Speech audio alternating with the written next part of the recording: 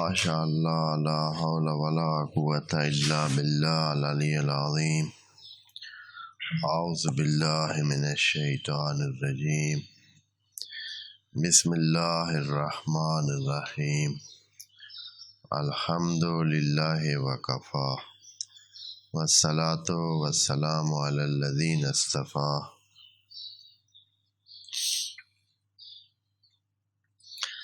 اما بعد فرب اشرح لی صدری ویسر لی امری واحلل عقدۃ من لسانی یفقہوا قولی وقل رب ادخلنی مدخل صدق واخرجنی مخرج صدق واجعل لی من لدنک سلطانا نصیرا۔ بسم اللہ وباللہ وتوکلت علی اللہ۔ قال اللہ تبارک و تعالی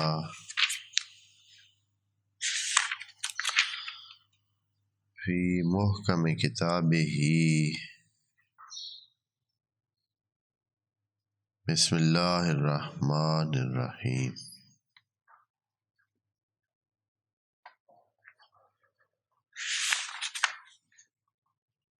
سورۃ وعلیکم السلام،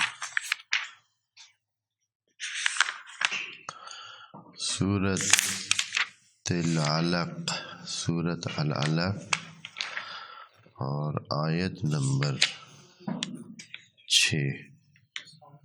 وعلیکم السلام۔ بسم اللہ الرحمن الرحیم۔ کلا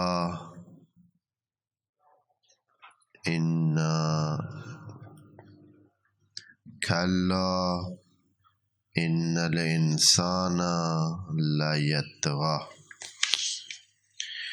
سورۃ العلق آیت نمبر 6۔ بسم اللہ الرحمن الرحیم۔ کلا ان الانسان لیطغی ان رآہ استغنی ان الی ربک الرجعی ارأیت الذی ینہی عبدا اذا صلی ارأیت ان کان علی الہدی او امر بالتقوی ارأیت ان کذب وتولی الم یعلم ان اللہ یری کلا لئن لم ینتہ لنسفعا بالناصیہ ناصیۃ کاذبۃ خاطئہ فلیدع نادیہ سندع الزبانیہ۔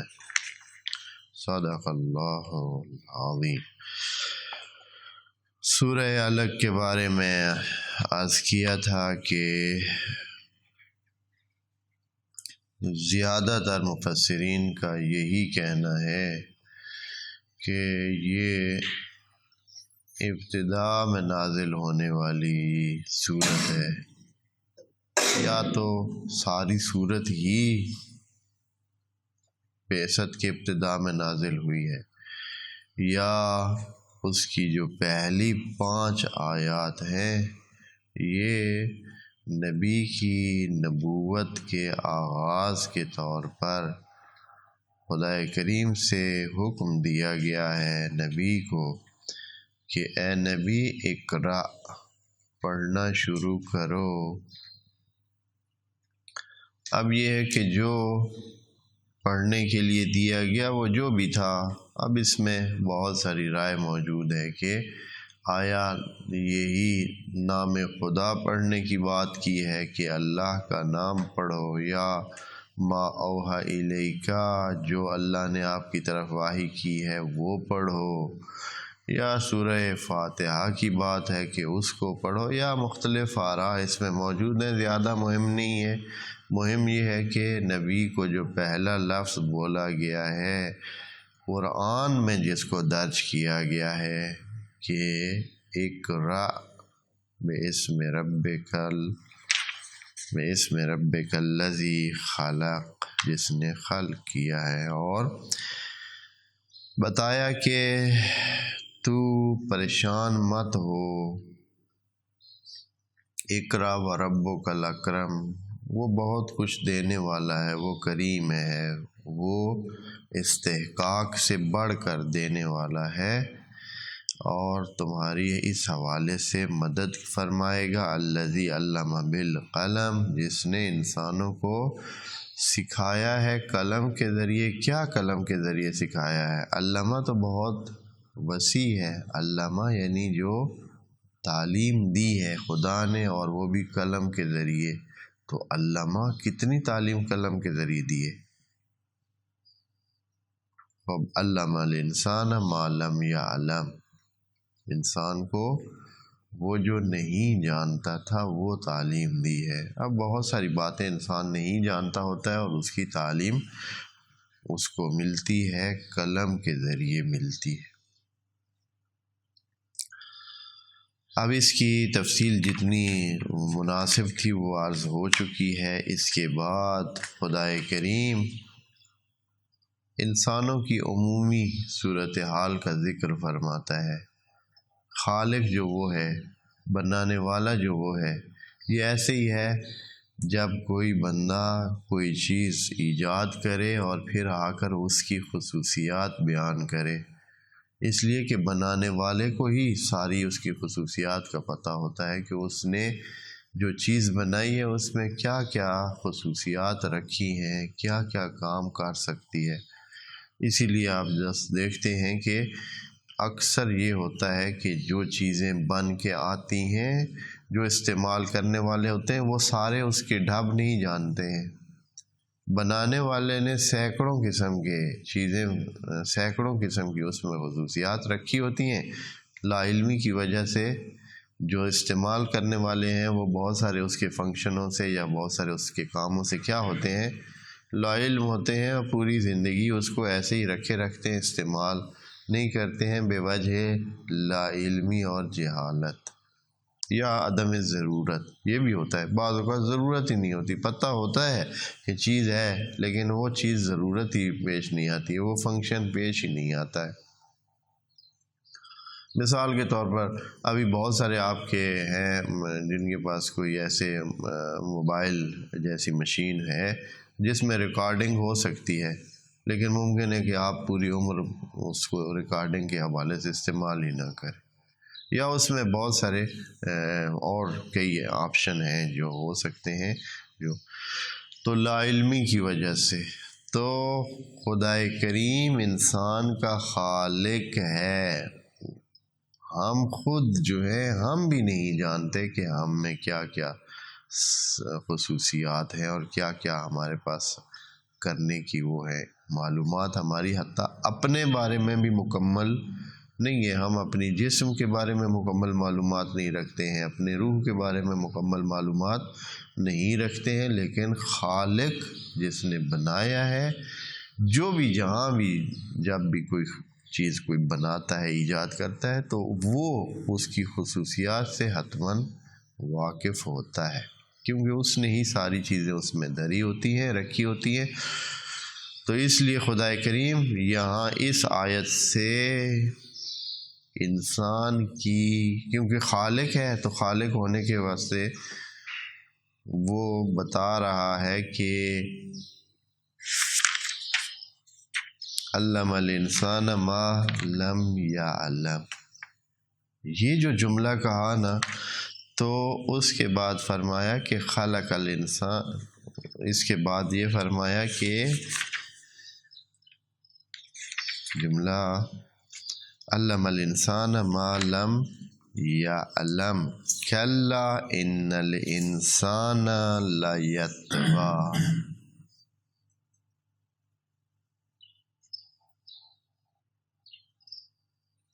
خدا کریم فرماتا ہے کہ انسان کو ہم نے علم دیا ہے، سکھایا ہے، بتایا ہے، لیکن انسان ایسی بلا ہے، یہ ایک ایسا وجود ہے کہ انسان طغیان کرتا ہے۔ اب طغیان کیا چیز ہے؟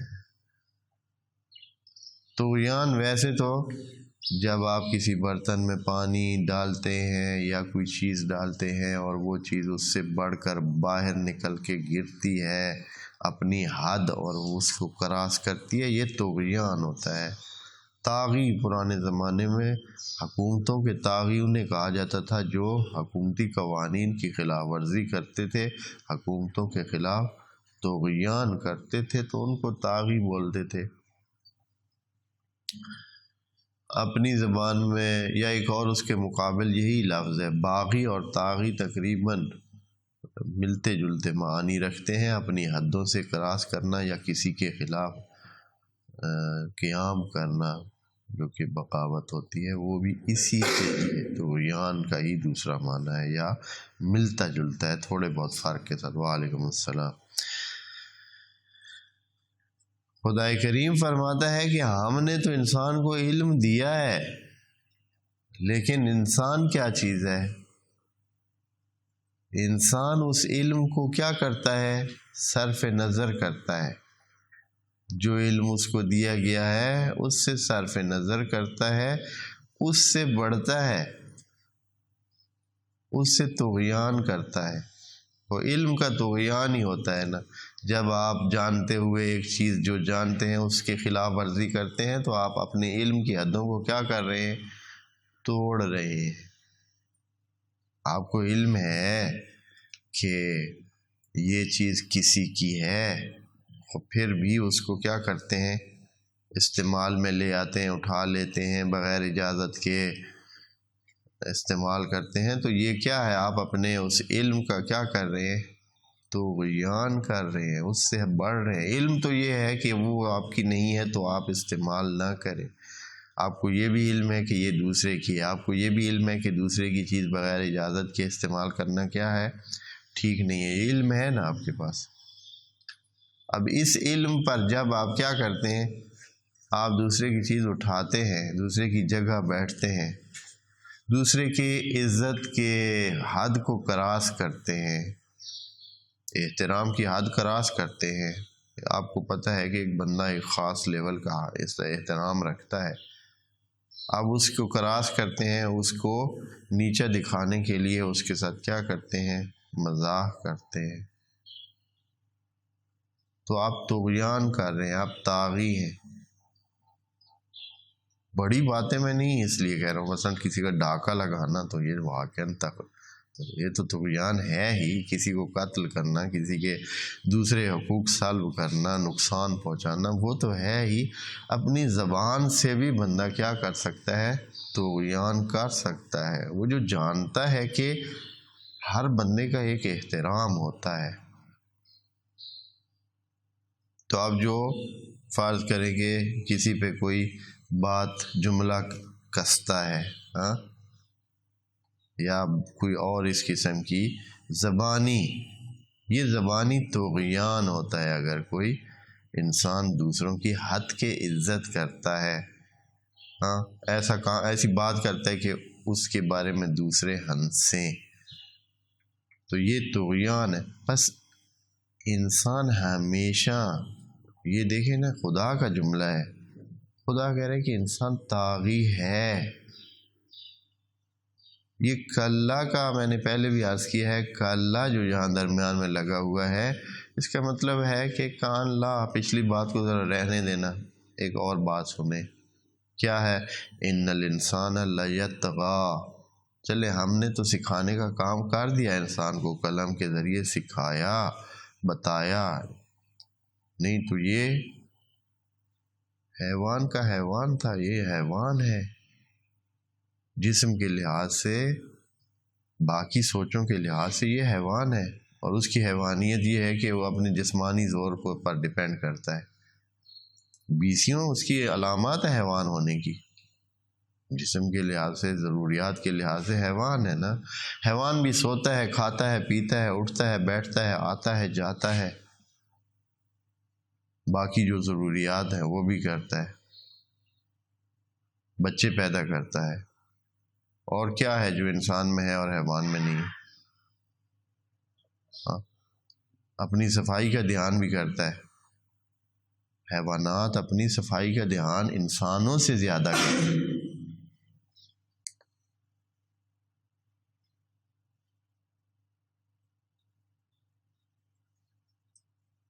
لیکن انسان ہیں کہ گند پھیلاتے رہتے ہیں اپنے آس پاس میں، حیوانوں سے بھی بدتر ہیں۔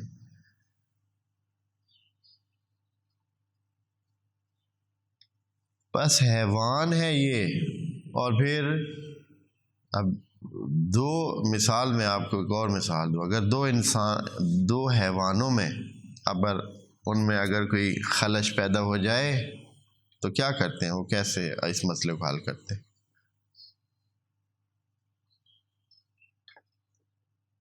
خوب جسمانی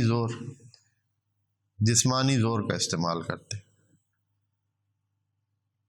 حیوان دو اگر ان میں کسی وجہ سے بھی اختلاف ہو جاتا ہے، چارے پہ ہو جائے، ہاں ویسے ہی ایک دوسرے، تو وہ آپس میں ایک دوسرے کو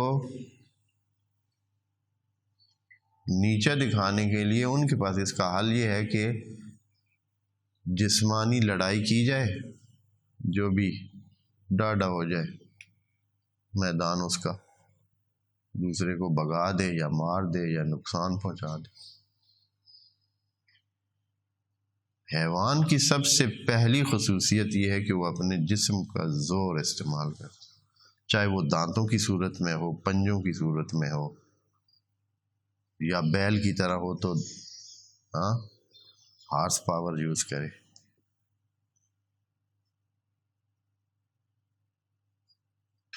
لیکن انسانوں کا اگر کوئی اختلاف ہو تو پھر کیا کرتا ہے؟ علامہ البیان، خدا کریم نے انسانوں کو اپنے اختلافات دور کرنے کے لیے بیان دیا ہے، بات چیت کرے، سمجھائیں ایک دوسرے سے، بات کر کے، مناسب بات کر کے۔ جو بات پھر جھگڑے پہ اور جسمانی زور پہ جا نکلے وہ تو بات نہ ہوئی نا، وہ تو جہالت ہوئی۔ بیان کے ذریعے، بات کے ذریعے مسئلے حل کرتے ہیں انسان۔ تو انسانوں میں فرق اور حیوانوں میں فرق کرنے کے لیے چیک کرنا ہو تو دیکھ لیں، اگر کوئی ہیں جو فزیکلی مسائل حل کرتے ہیں تو وہ ابھی حیوان ہیں، اور اگر وہ بیان کے ذریعے مسائل حل کرتے ہیں، آرام سے گفتگو کرتے ہیں، تہذیب کے ساتھ ایک دوسرے سے بات کر کے مسئلے کو ختم کرتے ہیں، تو وہ انسان ہے۔ خدا کریم یہاں فرماتا ہے کہ ان الانسان لا یطغی، یہ انسان جو ابھی سیکھا ہوا نہیں ہے، جو یا لا علم ہے یا علم کی حدیں کراس کرتا ہے، تو یہ طغیان کرتا ہے، یہ بڑھتا ہے۔ اچھا کس طرح؟ ہر انسان بڑھتا ہے، اللہ ہر انسان میں یہ خصوص ہے کہ وہ اپنی حد ان رآہ استغنا،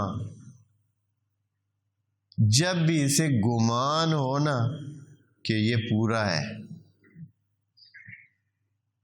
جب بھی گمان ہو کہ کیا ہے، پورا ہے، کس لحاظ سے؟ یہ نہیں کہا استغنا مالی لحاظ سے نہیں، اگر کسی کو پتہ کہ وہ جسمانی لحاظ سے ذرا پیڑا ہے وہ آکڑ دکھائے گا، وہ جو بیچارہ کمزور ہے وہ کیا کرے گا؟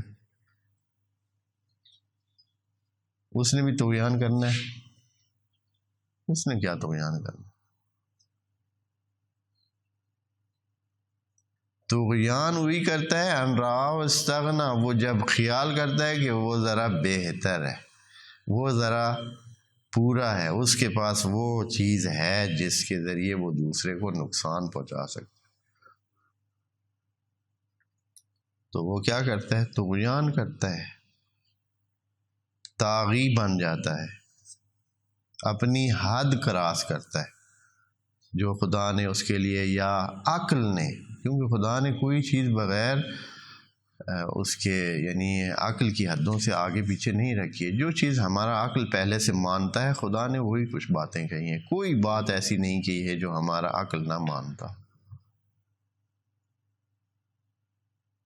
تو عقل اسے کہہ بھی رہا ہے کہ یہ غلط ہے، لیکن چونکہ وہ اپنے آپ کو سمجھتا ہے راہ استغنا کہ وہ پورا ہے، وہ کر سکتا ہے، اس کے پاس ہے، چاہے وہ مالی استعداد ہو کہ مالی طور پر اتنا مستحکم ہے کہ وہ طغیان کرے، اللہ کے راستے کو توڑنے کے لیے اس کے پاس مالی وسائل موجود ہیں، یا یہ ہے کہ جسمانی طور پر اپنے آپ کو، یا یہ ہے کہ اپنی زبانی طور پر اس کو زیادہ گالیاں آتی ہیں،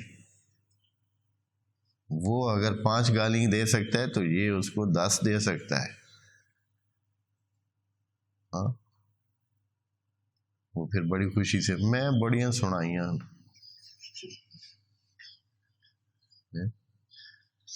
یقین کریں بعض اوقات بندے اپنی فخریہ انداز میں، ایک بندہ میرے پاس ادھر آیا، اس نے کہہ رہا ہے کہ فلاں بندے نے ایسے حرکت کی ہے یا ایسے کیا، پھر تے میں اس کی ماں بہن ایک کار چھوڑی۔ اچھا بڑی بات ہے جی، ماشاءاللہ، آپ کو تو شاباش دینی چاہیے، بڑا آپ نے آپ کو تو نشان حیدر دینا چاہیے، جو آپ نے بڑا ہی مارا مار لیا ہے، آپ تو بہت پتہ نہیں کیا اندلس فتح کر کے آئے بیٹھے۔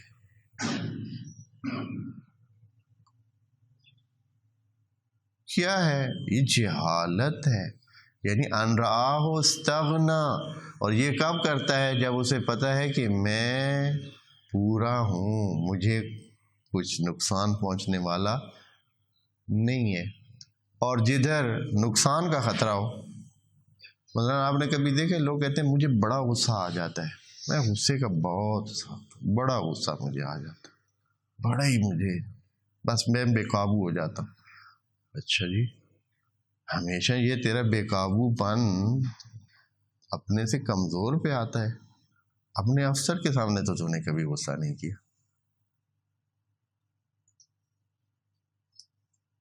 جو اب بڑے افسر ہیں ان کے سامنے تو کبھی غصہ آیا ہی نہیں اسے، کیونکہ ان کو پتہ ہے کہ غصہ کریں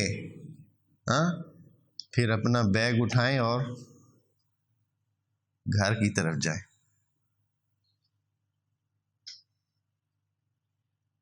جو کمزور اس کے آگے آئے گا اسے بڑا غصہ آئے گا۔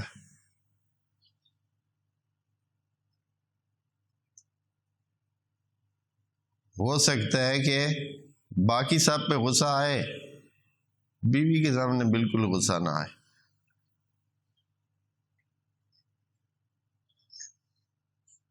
ہنسنے کی باتیں نہیں ہے بیٹے، یہ آگے آگے دیکھیں ہوتا ہے کیا۔ کب انسان دیکھیں کیا انسان کی نفسیات خدا کریم بیان فرما رہا ہے، ان رآہ استغنا، جب بھی وہ یہ بے پرواہ اپنے آپ کو خیال کرتا ہے، بے نیاز سمجھتا ہے، استغنا یعنی اپنے آپ کو بے نیازی کی لیول پر سمجھتا ہے کہ مجھے کچھ نہیں ہو سکتا ہے، میرے نمبر پورے ہیں، میرے ووٹ پورے ہیں، میرے پاس ضرورت کی سب چیز ہے، میں اس کا محتاج نہیں ہوں، ادھر وہ غصہ کرتا ہے، ادھر وہ طغیان کرتا ہے۔ جب نہ ہو ایسی صورتحال وہاں طغیان نہیں کرتا ہے، جہاں ضرورت مند ہو، مجبور ہو، وہاں طغیان نہیں کرتا ہے۔ انسانی نفسیات ہیں، اس پر آپ سوچیں۔ لیکن خدا کریم کہتا ہے کہ انسان تمہارے لیے حل بتاتا ہوں، یہ چیز ہے، اس کو حل کیا کریں، علاج کیا کریں، نفسیاتی علاج اس کا کیا ہے، اس چیز کا نفسیاتی علاج کیا ہے، یہ بیماری ہے، انسان کے اندر نفسیاتی مسئلہ ہے، تو اے اللہ تو نے ہمارے لیے کیا حل رکھا ہے اس کے لیے؟ انسان تو ایسا ہے، ہماری آنکھوں کے سامنے ہے، ممکن ہے کہ ہم کئی دفعہ اپنے آپ کو بھی اسی حالت میں پائیں، تو اے اللہ اس کا حل کیا ہے؟ کس طرح اپنے آپ کو ہم طغیان سے بچائیں کہ طغیان نہ کریں؟ اگلی آیت میں فوراً بتایا، ان الی ربک الرجعی، اے انسان اتنا جان لے کہ تو نے رب کے پاس ہی واپس آنا ہے۔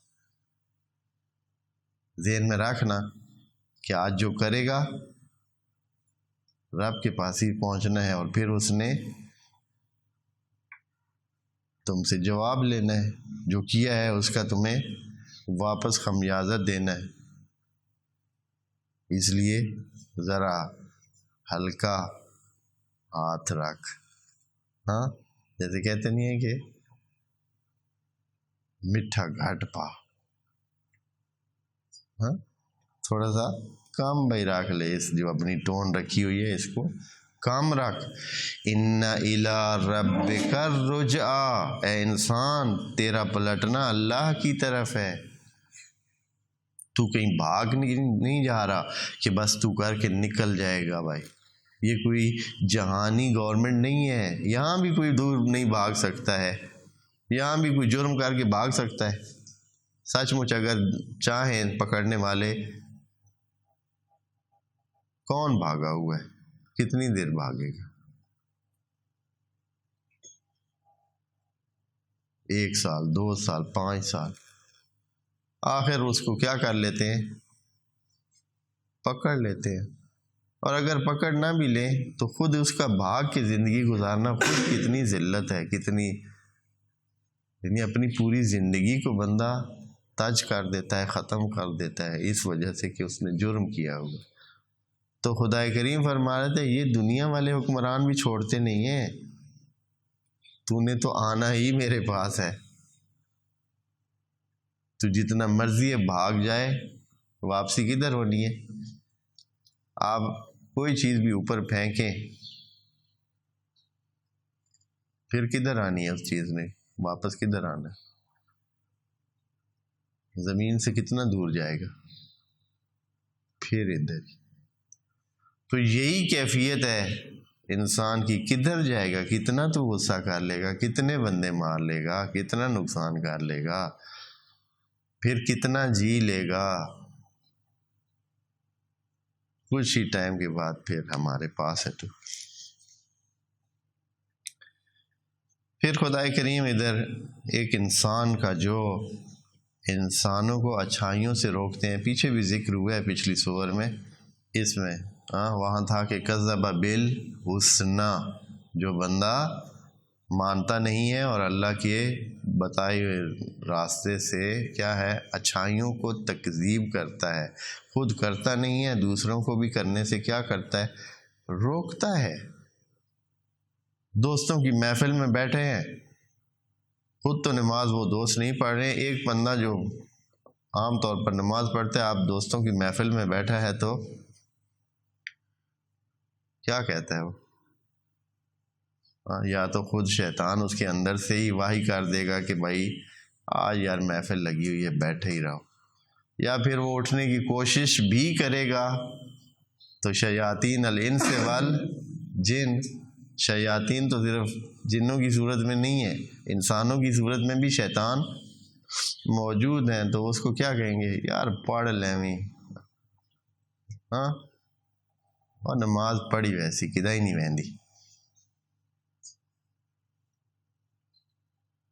بیٹھے رہو.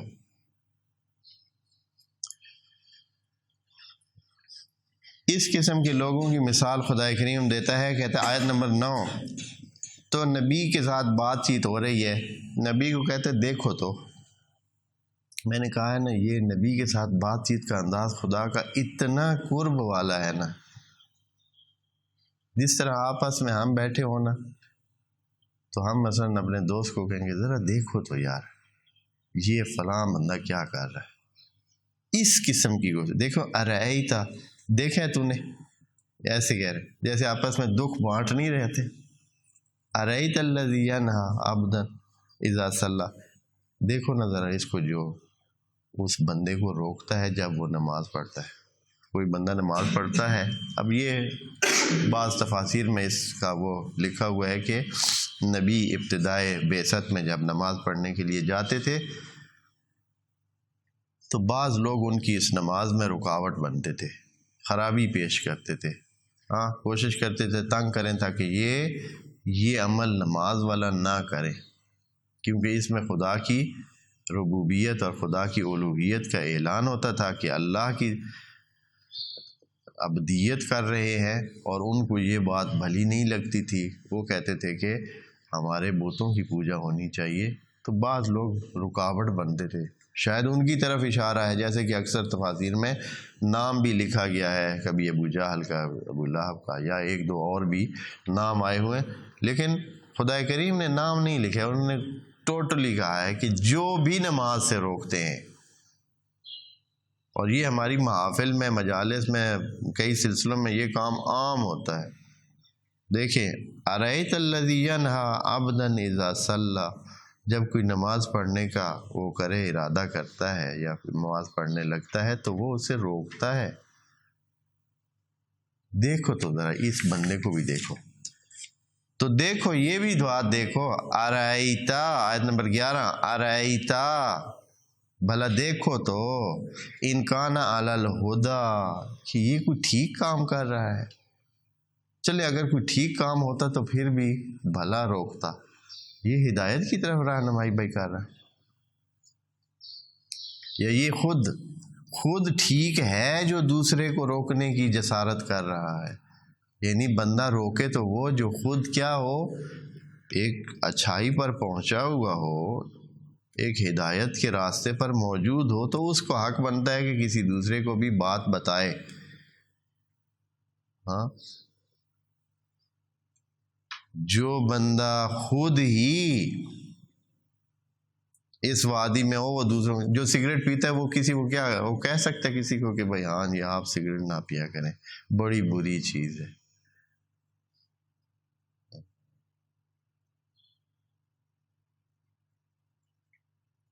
یا اور مثلا کوئی خود بندہ خراب ہو، ہاں خود جو ہے وہ نالائکیاں اور ایسے ارتکاب کرتا ہو غلطیوں کا، اور وہ دوسروں کو سکھا رہا ہو کہ آپ ایسا نہ کیا کریں، یا آپ وہ فلاں کام نہ کیا کریں. بھئی آپ خود اپنی حیثیت تو دیکھیں. خدا کریم فرماتا ہے ارأیت ان کان علی الہدی، آپ دیکھیں تو یہ کیا ہدایت پر ہے. یہ بندہ جو بات کر رہا ہے، جو آپ کو نماز سے روک رہا ہے، خدا کی بندگی سے روک رہا ہے، تو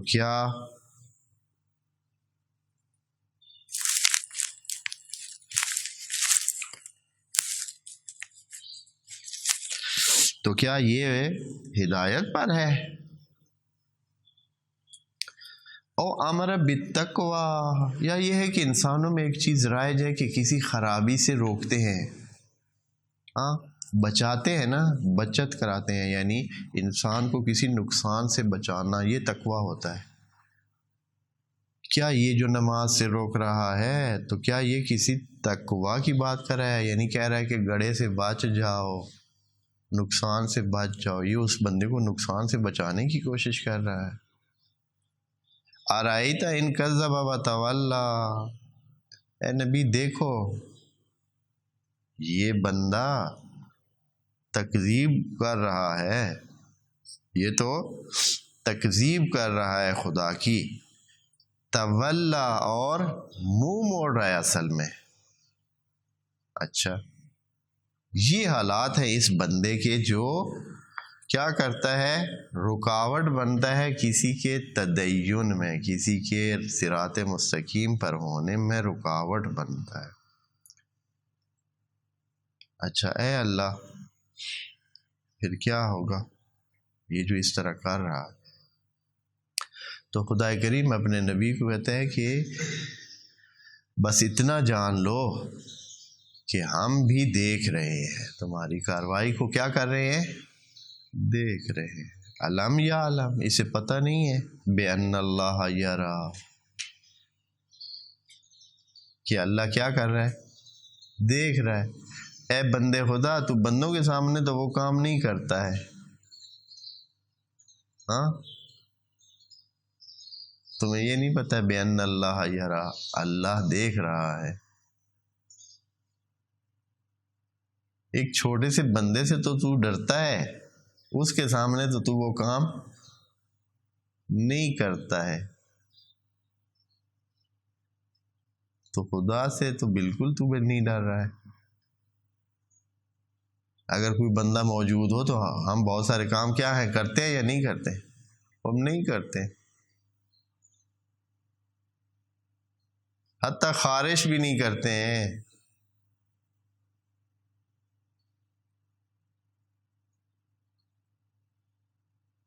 بندوں کے سامنے تو ہم اتنا حیا کرتے ہیں، یہ حیا ہوتا ہے، ڈر نہیں ہوتا ہے، یہ اس لیول کے حیا کرتے ہیں، اور کئی ایسے کام جو کرنا چاہتے ہیں نہیں کرتے ہیں۔ اگر کسی کو چھینک بھی آئی ہوئی تو وہ کہتا ہے کہ ابھی سب بیٹھے ادھر، چھینک جو ہے وہ کوشش کرے کہ نہ آئے اسے۔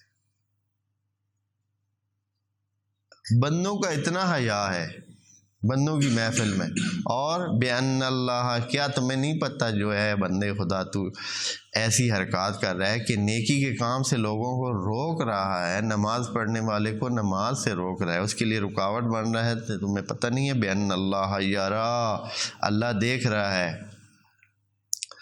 تو پھر یہ تو تھوڑی ہلکی ٹون تھی نا کہ بھائی سمجھانے کی، یہ تھی سمجھانے کی۔ اب اس کے بعد دھمکانے کی نوبت آ گئی کہ بندہ اگر سمجھانے سے نہ سمجھے تو پھر کلا، اس بات کو ابھی ادھر رکھیں، یہ بھی ہے، یہ بات بھی سن لیں، لَإِن لَمْ يَنْتَهِ، اگر یہ نہ رکا، ینتہی یعنی انتہا کو پہنچنا، یعنی ختم کر دینا، روک لینا اپنے آپ کو، لَإِن لَمْ يَنْتَهِ، اگر یہ نہیں رکتا ہے اور یہ کام اپنا جاری رکھتا ہے، نماز سے روکنے کا، نیکیوں سے روکنے کا، لَنَسْفَعًا، تو پھر ہم اس کے بالوں سے پکڑ کے ہم اس کو کھینچ لیں گے۔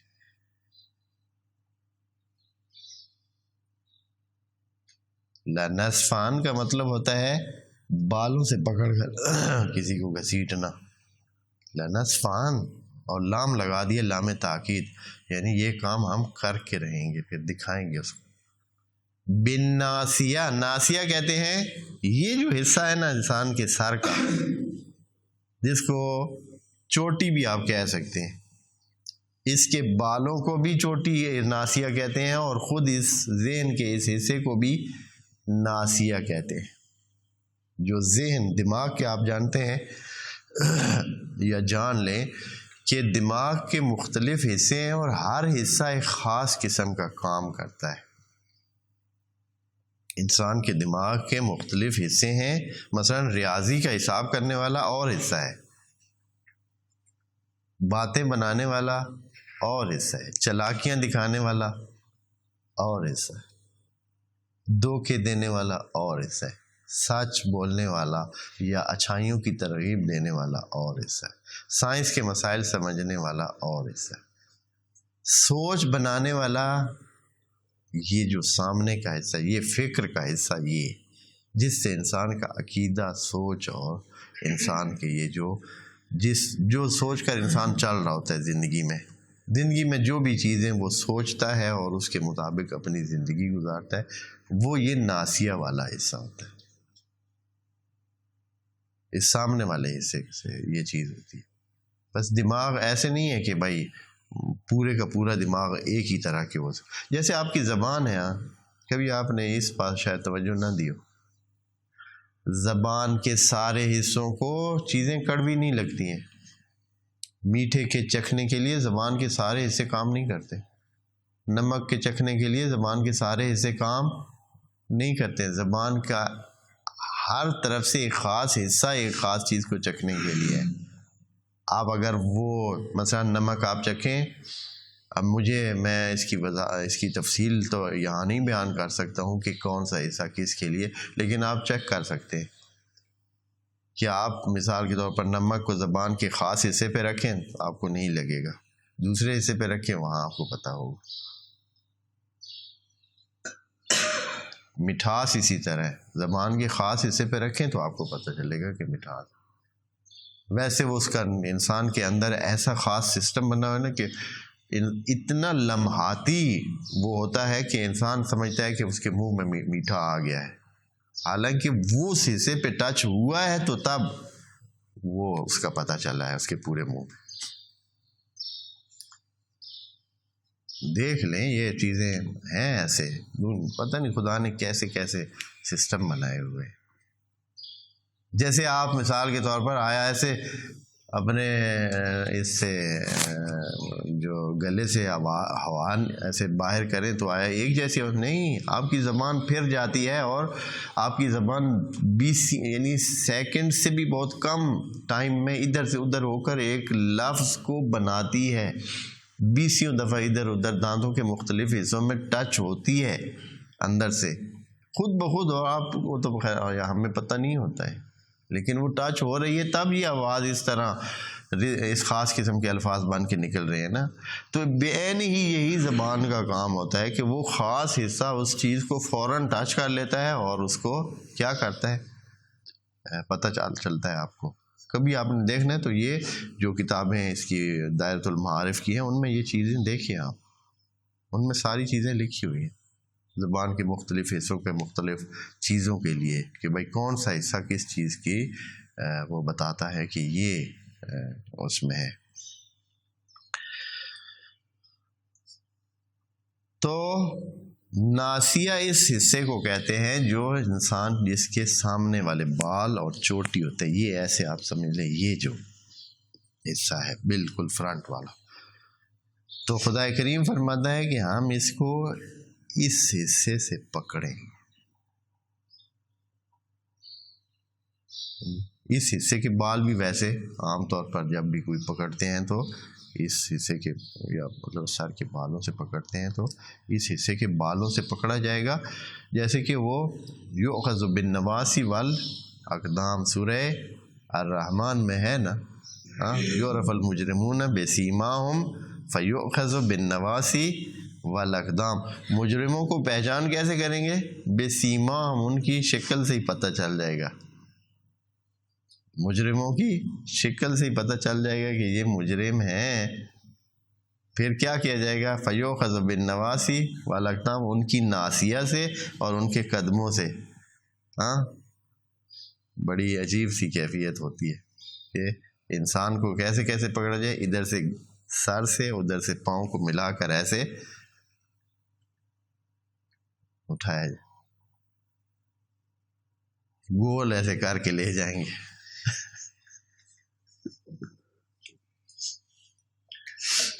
قرآن کی آیت ہے نا، بعض الفاظ ایسے اس طرح کی، تو کہتے ہیں کہ ہم پکڑیں گے، اس کی پکڑ کریں گے بالناسیہ، اس کی ناسیہ سے پکڑ کریں گے۔